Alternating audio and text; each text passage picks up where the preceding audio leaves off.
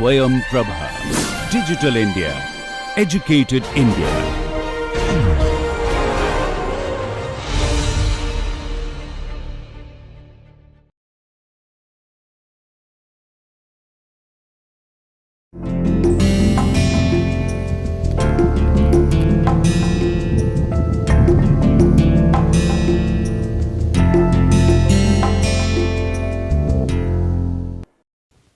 So, we will discuss in this lecture about martensites. By the way, martensite is named after scientist Martens. He discovered this thing first time, and that is why we call it martensites. As I told you that martensite forms when you quench austenite from high temperature. So, quenching can be done in water, or you can do it in liquid nitrogen, or one can do it in ice. Depending on the quenching, the martensite volume fraction will be changed in the microstructure. First, let us look at how it looks like, then we will discuss about details. Remember, martensite itself is a subject and it cannot be discussed in one lecture or two lectures. Whatever the basic features of martensite of steel I am going to discuss. To be clear, martensite is also observed in non-ferrous alloys. So, it is a common feature in many of the microstructure. So, martensite is true in general. On the other hand, perlite and the bainite is very specific to the steel. So, martensite is observed in nickel based superalloys, even some copper alloys. We use martensite transformation is nickel titanium alloys for the shape memory effects. So, therefore, martensite is not only present in steels. But in this discussion, we are discussing about martensites in steels. Martensite looks like a plate or a lath in the microstructure. As you see here, this is a typical microstructure of a martensite. These things, grey color plates, they are actually martensites. In between white things which you see here, that is basically known as written austenite, written gamma, and these are actually martensite. Many books they represent as a alpha prime. To distinguish between alpha, martensite as a distinct crystal structure is known as polycenter tetragonal. Basically, very low carbon concentration steel, the martensite tetragonality is very low. Remember, we define tetragonal crystal structure by two lattice parameter A and C. In cubic, we have a lattice parameter A, because in cube all the sides are of similar length and angle between each side is 90 degree. In tetragonal structure, the two sides have the same length, but one side has a higher length, that is in a tetragon, and angles between all the sides are 90 degree. So, tetragonality is defined by ratio C by A. C by A is basically a function of carbon concentration in the steel for martensites. So, when carbon concentration is very low, the C by A ratio is very small. Sometimes we cannot distinguish between cubic or tetragonal structure or low carbon concentration steel in martensites. So, therefore, we represent this as alpha prime, because it is a derivative structure of alpha.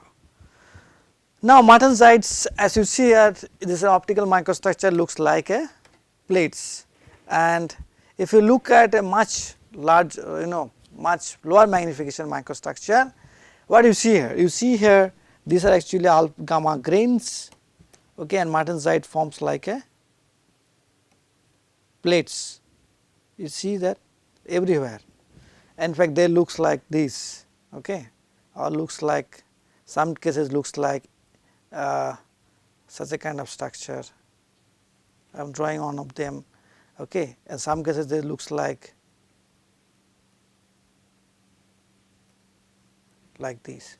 They are actually internally twinned. They have twinned inside each of these martensites. That is why they looks like a faulted. So, therefore, martensites basically forms what is known as a diffusionless transformation, in which none of these PCs, either carbon or iron or whatever present in the steel, undergoes any diffusion.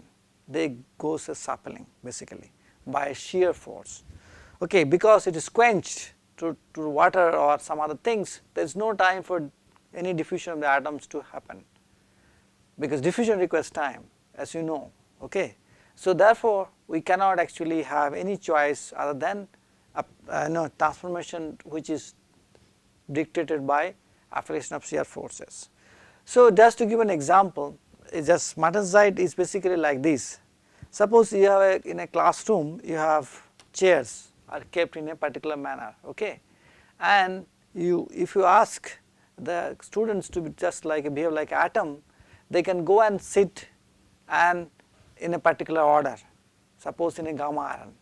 Now once you cool down to lower temperature very slowly, these atoms can then change their positions, and basically that is nothing but these students can change their positions and segregate.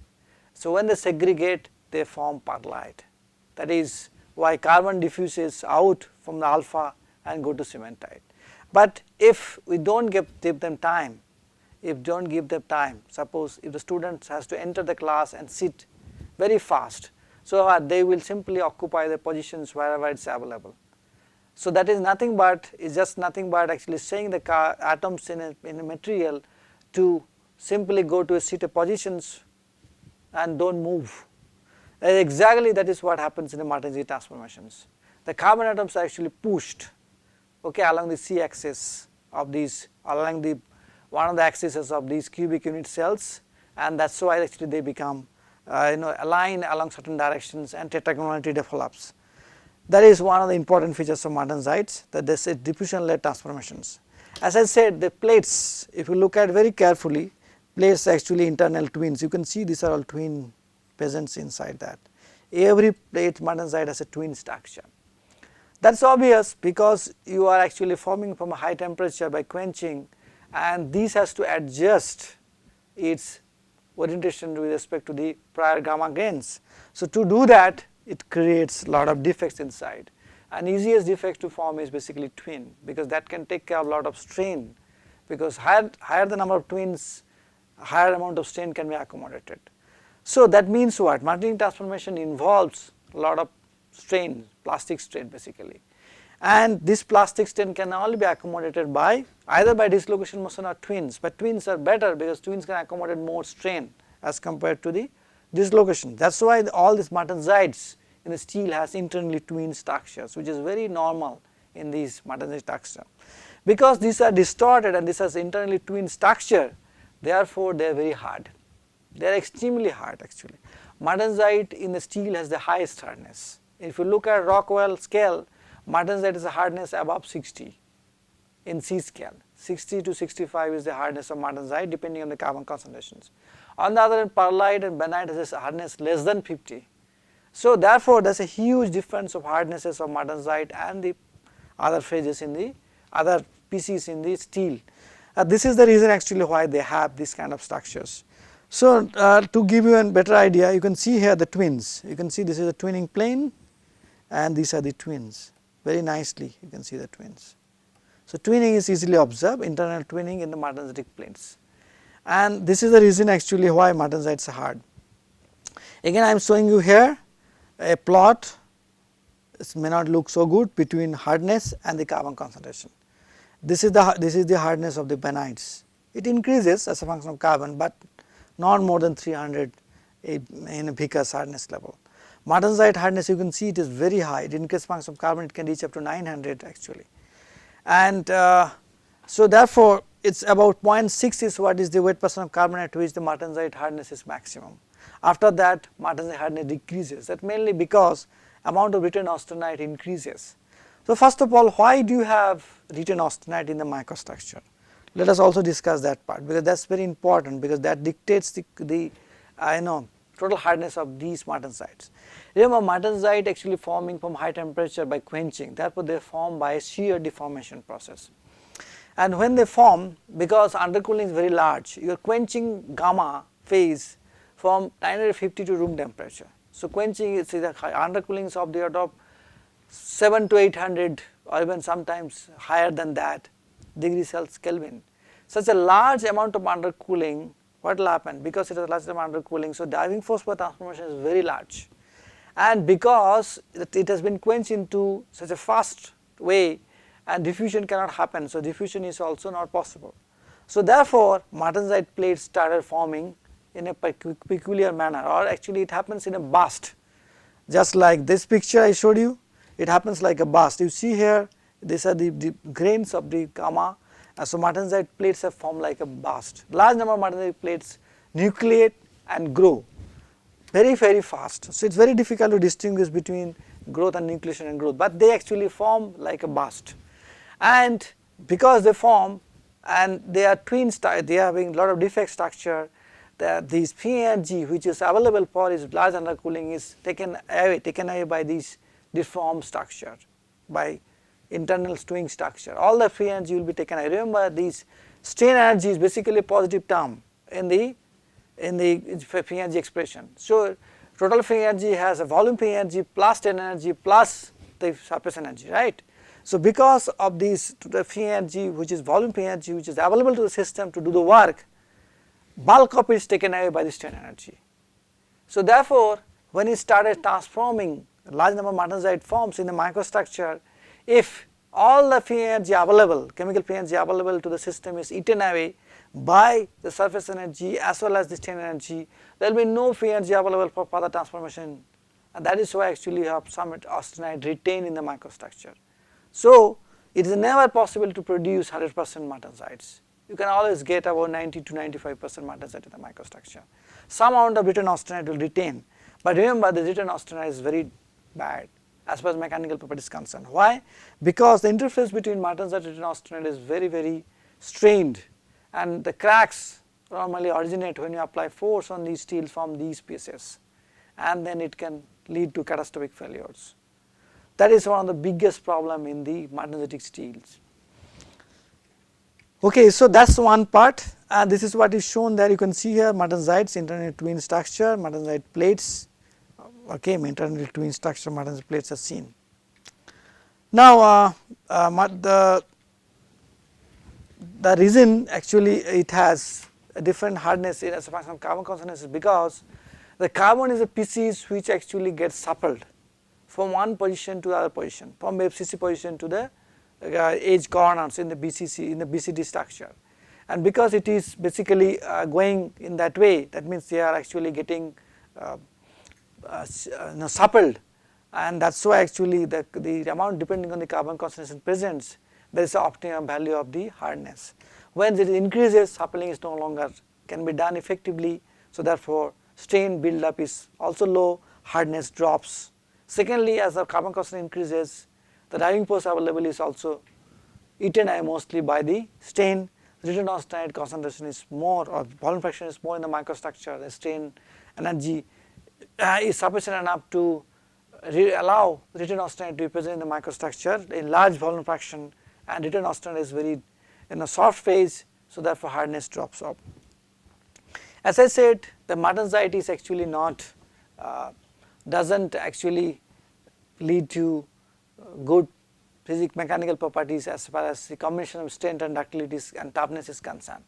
Martensite is hard, so therefore it can give you very high strength, but its ductility is poor. So therefore always martensite is tempered, or martensite is basically kind of transformed by aging at different temperatures, and this is done in different ways. Remember, martensites can be tempered at different temperatures. Depending on the temperature of the tempering, martensites can have different product. So as you know, very low temperature annealing treatments at about 100 degrees Celsius temperature can lead to reorganization of these defect structure in the martensitic plates. And what is the meaning of that? The meaning of these, the dislocation of twins will arrange nicely in the microstructure. As you see here, twins are the arranging like this, and these are the dislocations present in the microstructure, and they actually arrange in such a way that their energy gets reduced. That is what is known as a reorganization of the defect structures. That happens at lower temperature. But this will not reduce this will not lead to improvement of the ductility. This will lead to relaxation of the stress, because there are a lot of stresses inside it because of this defect structure. This can be reduced a little bit by reorganizing them properly. Now second is this, if you heat little higher from 100 to 250 Celsius temperature, it can lead to new phases formation, and these new phases can be epsilon carbides, what is known as Fe 2.4C, okay, that is what happens in some of these the temperatures. This epsilon carbide precipitates. Basically what has happened, martensite is basically a supersaturated solution of carbon in iron having a BCT structure. Okay. So therefore this excess carbon which is present has to come out somehow to basically maintain the equilibrium or metastable equilibrium in the system. So one of the ways to do that is to form a carbide which is non-stoichiometric like Fe4.2C. This is known as epsilon carbide in the literature compared to Fe3C. So these carbides will always forms on the defect structures. That is what you see here. These dislocations can be actually, or twins can be nucleation points for these carbides. So these carbides will similarly nucleate along these defects and grow. That is the way carbon can be taken away. Now if you hit middle further from 250 to 350 Celsius temperature, some other carbides forms like Fe2.6C, when some carbides can be formed, and these carbides looks like a different morphology in the microstructure. So by simply precipitating different carbides, the carbon concentrations which are present, supersaturated carbon present in these grains can be taken care of. Okay, that is what happens. So slowly the grains of martensites will become lean in carbon. Now as you heat very high temperatures, something like very close to these eutectoid transformation temperature, something like about 650 to 700 Celsius temperature, these carbides will start becoming Fe3C, or basically they will become cementite. And not only that, cementite carbides will looks like a spherical, because at a high temperature they can actually form nice distorted sphere structures, and they can form along the boundaries or inside these defect structures also, which are present still in the microstructure. And because Fe3C will come out, remaining grains will become alpha. So complete carbon partitioning happens from the grains of martensite to Fe3C, and slowly Fe2.4C, Fe2.46C will transform to Fe3C. So finally we will have a microstructure with a coarse Fe3C near spherical structure along with the alpha grains, same like a perlite or benite, same kind of phases. So as you see, our final phases almost remain same, whether it is start with a gamma to perlite, gamma to benite, or gamma to the martensites and then heat treat it. It does not matter whichever paths we take, phase mixture will become similar at the end, but morphologically they are distinctly different. So therefore depending on our requirements in the actual mechanical physical properties, this heat treatment temperature and time can be controlled for the martensites. Martensite can be tempered at different temperature, different time scale based on the requirements from the user, the strength level, ductility level, toughness level, as well as any other physical properties which are required by the customer. So this is a typical heat treatment cycle normally is done. So let us now discuss a bit about nucleation of martensite. As I said to you that nucleation is very important in martensite transformations.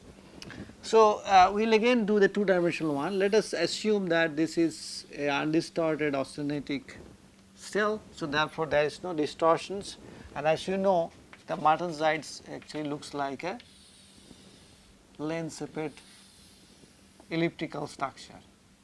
Okay, we can actually do the twinning like this way to show that. So that means what? The distortion of these to these is accompanied by a twin, and this means that the twinning leads to a lot of defects inside the martensites. So if this has to be a crystallographically important feature, so that means the nucleation process must take care the distortion process, these sort of things. So as you know, the total free energy system, if a difference basically can be because of the we can write down like this. This is V GV, that is the chemical free energy part, plus A gamma, A is the area and gamma is the interfacial energy. That is all is present in a nucleation process. We have seen that, right?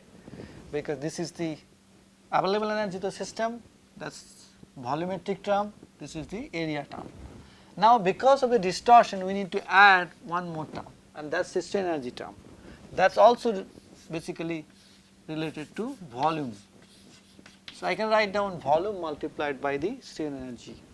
Thus strain energy reflects in terms of delta GVS. So now if I assume that this ellipse has a major axis of 2c, this is the length, so that means c is the major axis and a is the minor axis. As you know, a is the minor axis, so this is 2a and this length is 2c. So if I assume that, then we can actually get these values, volume and the area, very easily. That is what I have done. So I will write down that a is basically equal to twice pi a square. Okay, that is possible to calculate area of the ellipse, and volume will be equal to, volume is basically equal to 4/3 pi a square c. That is also understandable, but the difference will come in the strain energy term. So let us write down that delta G is basically nothing but minus 4/3 pi a square c delta GV plus 2 pi a square gamma. Gamma is the interfacial energy between alternator and martensites. Strain energy term, it has to be determined very nicely. This will be equal to 2 nu, nu is the CR modulus, okay, V is the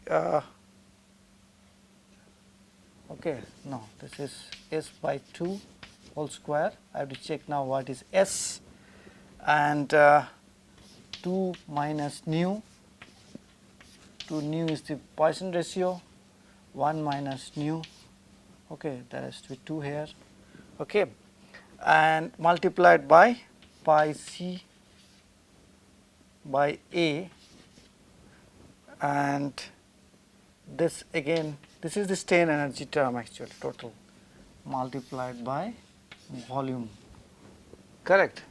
That is what is the thing. S is basically shear strain, shear actually, particular shear. Okay, that is the reason, that is the main factor which leads to this kind of a this twinning. So now one can actually do every analysis. So this is my total free energy. So this V can be again written as 4/3 pi a square c. Okay. So you can actually take this expression and do d delta G by dA equal to 0 and dG, d delta G dC equal to 0. You have to understand there are two parameters here. It is not no longer a sphere, it is basically an ellipse. So therefore you have a, you have a C, and because you have two parameters, the minimization requires differentiation with respect to both of them to go to 0. So once you do that, then you will see that C star, which is nothing but a critical value of C, that will be equal to again same as A star, or same as R star actually we have seen, but A star will be a complex things, little bit different. A star is basically to 16 comma nu. Okay, we always assume nu, this nu is basically 1/3 in metal, always assume that's basically 1/3. Remember that, you can replace that also. So that's actually A star equal to, no, that's not actually A star equal to mu gamma, this is S by 2 whole square divided by pi, no, pi is not there, delta GV square, yes, it's correct. And delta G star is a much more different, distinct thing, that's very important for us. 5/12 by 3 gamma q, obviously. Remember this is not 16 by 3, this is 5/12 by 3, okay, by delta GV to the power 4, not square, and S by 2 4 multiplied by mu square. pi, and this is equal to joule per nucleus. So what is important for you? For you, important is to know this expression basically. This expression tells you, obviously this expression tells you delta G star is a strong function of gamma, but it is a much stronger function of delta GV and S, the shear strain, okay, and the shear modulus. This is what is important. So as you see here, these values, shear strain increases, delta G star height increases. So that's why nucleation is difficult, because every transformation from austenite to martensite requires a shear strain, requires shear, and that's what makes this nucleation very difficult. And that's why actually nucleation in martensites takes a lot of energy. And this is one thing. Second important part is that this free energy, if you look at this, is total free energy both for nucleation and growth. And as growth is very fast, we have only considered this as a homogeneous nucleation here. We have not considered heterogeneous part. It can happen anywhere in the inside these grains, or there is no preferential things about the grain boundaries being a nucleation site for martensites. But if this is my free energy available to me chemically because of quenching, this is used to create interface to take care of strain. Now interface is fine, you are forming a new phase, interface will be there. But here the interface energy will not be very high. Why? Because there is a distinct crystallographic relationship between martensite and austenite. But important thing which will be high here is this part, the strain energy part. And this is substantially higher as compared to the surface energy parts. And because it is higher, this actually takes a lot of the chemical free energy available to the system, and that makes the transformations incomplete even if you quench liquid nitrogen temperature. And this is the reason austenite is retained in the microstructure. Austenite can never be fully transformed to martensites because of this strain energy. This energy takes away a lot of part of the chemical free energy, and that's also evident when you calculate nucleation barrier. So these are the things you must remember, because these are not taught in the normal lectures or normal textbooks. It's there in the book, and you should look at it in a detailed manner so that it helps you to understand the transformation better way.